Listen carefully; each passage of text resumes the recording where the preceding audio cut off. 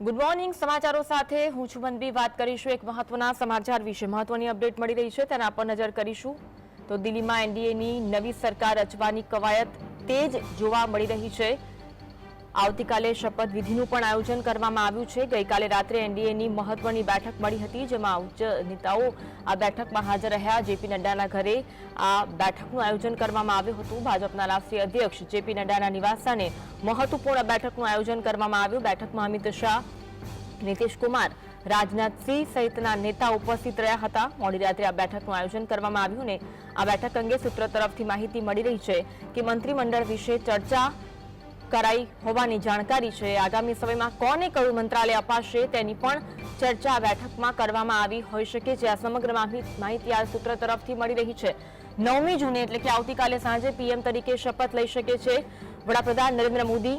તો એક તરફ એનડીએની નવી સરકાર રચવા માટેની કવાયત ગઈકાલે રાષ્ટ્રપતિ સાથે મુલાકાત કરી અને રાષ્ટ્રપતિ દ્વારા સરકાર રચવા માટેનું આમંત્રણ વડાપ્રધાન મોદીને આપવામાં આવ્યું આ સાથે ગઈકાલે રાત્રે જેપી નડ્ડાના નિવાસસ્થાને મહત્વપૂર્ણ બેઠક મળી આ તરફ ચંદ્રબાબુ નાયડુ હોય નીતિશ કુમાર હોય મહત્વપૂર્ણ ખાતાઓની માંગ કરવામાં આવી રહી હોવાની પણ સૂત્રો તરફથી માહિતી મળી રહી છે ત્યારે જે આ મહત્વપૂર્ણ બેઠકનું આયોજન ગઈકાલે જેપી નડ્ડાના નિવાસસ્થાને કર્યું તેમાં દિગ્ગજ નેતાઓ હાજર રહ્યા અને મંત્રીમંડળમાં કયા કયા ખાતા કોને સોંપવા તે અંગેની મહત્વપૂર્ણ ચર્ચા થઈ હોવાની શક્યતા જોવા મળી રહી છે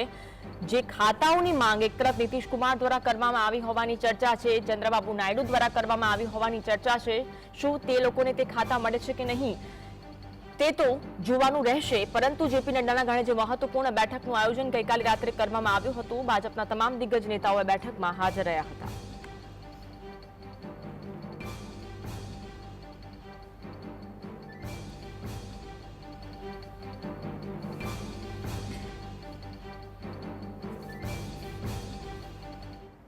પીએમ મોદી રાષ્ટ્રપતિ ભવનમાં રાષ્ટ્રપતિ દ્રૌપદી મુર્મુને મળ્યા હતા પછી રાષ્ટ્રપતિએ એનડીએને સરકાર બનાવવા માટે આમંત્રણ પાઠવ્યું એનડીએની સંસદીય દળની બેઠકમાં મોદીને નેતા તરીકે પસંદ કરવામાં આવ્યા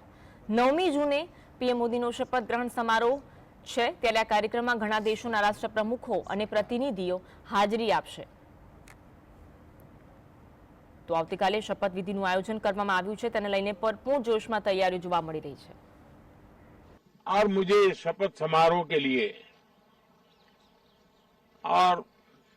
मंत्रिपरिषद के सदस्यों के सूची के लिए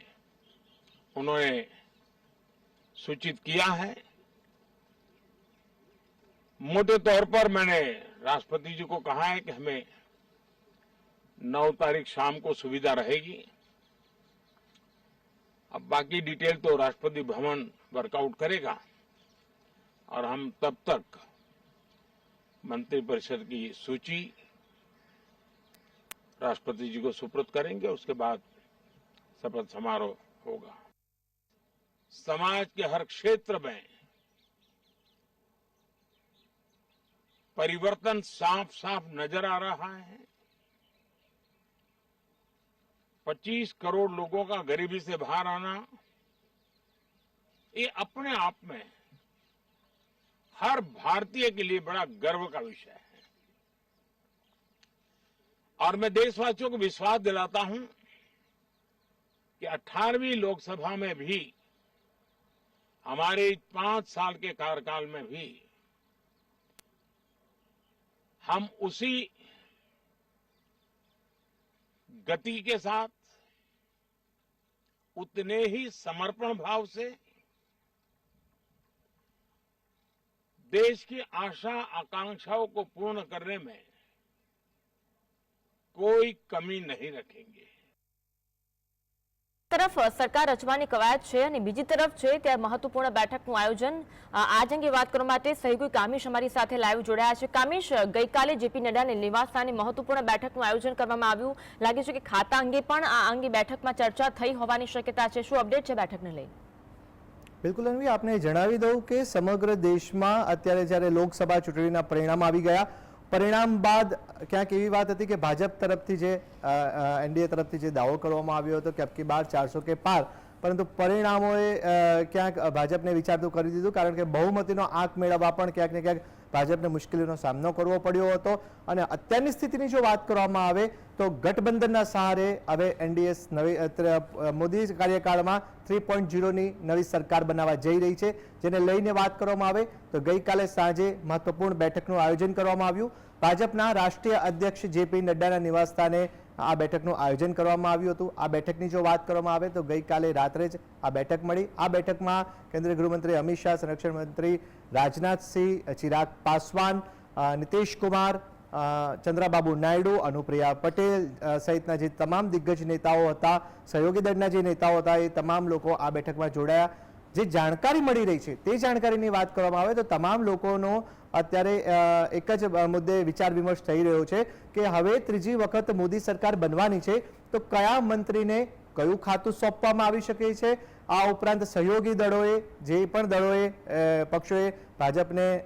જે કહી શકાય કે ગઠબંધન માટે સમર્થન આપ્યું છે, તો એ સમર્થનને લઈને પણ હવે કયા પક્ષને મંત્રી પદ આપવામાં આવશે, કયા પક્ષને કયું ખાતું ફાળવવામાં આવી શકે છે, આ તમામ બાબતોને લઈને ગઈકાલે રાતની બેઠક મહત્વપૂર્ણ રહી. જેપી નડ્ડાના નિવાસસ્થાને જે બેઠકનું આયોજન કરવામાં આવ્યું હતું, સૂત્રો તરફથી અત્યારે જે એક જાણકારી, એક અહેવાલ અનુસાર જે જાણકારી મળી રહી છે અને તેને લઈને જો વાત કરવામાં આવે તો ખાસ કરીને જયંત ચૌધરીને પણ મંત્રી પદ આપવામાં આવે તેવી એક ચર્ચા થઈ હોવાની વાત પણ સામે આવી રહી છે. આ ઉપરાંત ચંદ્રબાબુ નાયડુ, ટીડીપી નેતાની જો વાત કરવામાં આવે તો તેમણે અગાઉથી જ પોતાનું વલણ સ્પષ્ટ કર્યું છે કે તેમને અધ્યક્ષ, તેમણે જે માંગણી કરી છે તે પ્રમાણે તેમને અધ્યક્ષ, તેમના જે પક્ષને અધ્યક્ષ પદ સોંપવામાં આવે. આ ઉપરાંત બે મહત્વપૂર્ણ ખાતા જે કહેવાય એ ખાતાની પણ તેમના તરફથી માંગ કરવામાં આવી છે. નાણાં મંત્રાલયની વાત કરવામાં આવે તો નાણાં મંત્રાલયની પણ માંગ કરવામાં આવી છે. બીજી બાબત, નીતિશ કુમારની જો વાત કરવામાં આવે, જેડીયુએ પણ પોતાનું સમર્થન ભાજપને આપ્યું છે. એટલે જેડીયુના જે દિગ્ગજ નેતા નીતિશ કુમાર છે તેમણે પણ જે બંને નેતાઓ જે છે, ચંદ્રબાબુ નાયડુ અને નીતિશ કુમાર, બંને પોતાના રાજ્યો માટે પોતાના રાજ્યને વિશેષ રાજ્યનો દરજ્જો પ્રાપ્ત થાય તેની માંગણી કરી છે. આ ઉપરાંત બે મહત્વપૂર્ણ ખાતા જે છે તેની જે વાત કરવામાં આવી છે તો નાણાં મંત્રાલય જે છે તેનાથી માંડી અને અલગ અલગ જે ખાતાઓ જે છે, મહત્વપૂર્ણ ખાતાઓ છે, તેની પણ માંગ કરવામાં આવી છે. આ સાથે જ આ બાબત તો સામે આવી છે, પરંતુ જે સહયોગી દળો છે તેમને કયા ખાતા સોંપી શકાય તો એ બાબતને લઈને જો વાત કરવામાં આવે તો શિવસેના તરફથી પણ ખાતાની માંગ કરવામાં આવી છે કે તેમને પણ એક ખાતું ફાળવવામાં આવે અને તેને લઈને પણ શિવસેનામાંથી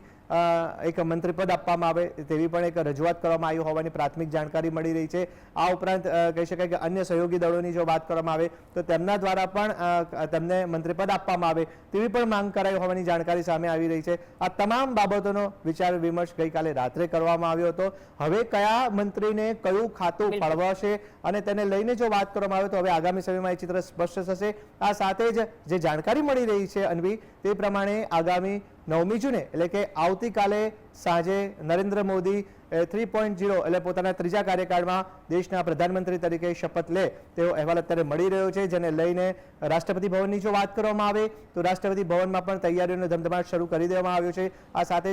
જે પણ ભારત સાથે સંલગ્ન જે પણ પડોશી દેશો છે કે જેમના અને ભારતના સારા સંબંધો રહ્યા છે, મજબૂત સંબંધો રહ્યા છે અને જેનો લાભ ભારતને મળ્યો છે, તો એ તમામ દેશોના જે પણ પ્રધાનમંત્રીઓ અને જે પણ દિગ્ગજ મહાનુભાવો છે તેમને પણ આમંત્રણ આપવામાં આવશે. અને આ સાથે જ કહી શકાય કે આગામી 2 દિવસની જો વાત કરવામાં આવે તો શપથવિધિ ઉપર પણ સૌની નજર રહેશે અને શપથવિધિ બાદ કયા મંત્રીને કયું ખાતું ફાળવવામાં આવ્યું તેની ઉપર પણ નજર રહેશે. આભાર કામેશ, જોડાવા માટે અને સમગ્ર અપડેટ જણાવવા માટે.